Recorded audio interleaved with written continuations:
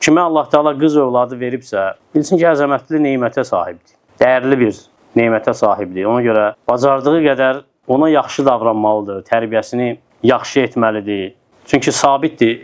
Peyğəmbər sallallahu aleyhi və səlləm bunu edənlər üçün nə əzəmətli fəzilət var. Sabitdir ondan gələn hədislərdə. Bəs edir, baxaq bir neçəsini. İmam Muslim deyir ki, Ənəs ibn Məlik radiyallahu anh deyir ki, Peyğəmbər sallallahu aleyhi və səlləm dedi ki, kim 2 qız uşağını tərbiyə edərsə, yəni qayğısına qalarsa, mən və o cənnətə belə girərik.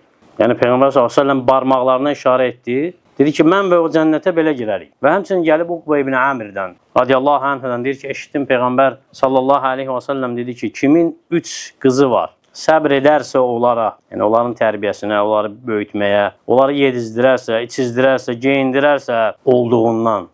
Bax, Peyğəmbər sallallahu aleyhi və səlləm deyir ki, olduğundan nəyi var? Ondan yedizdirərsə, içizdirərsə, geydirərsə, cəhənnəmdən onun üçün hicab olar, yəni örtü olar, maniyə olar cəhənnəmə düşməsinə. Və hədis də səhihdir. Şeyx Albani rahimehullah səhihləşdirib.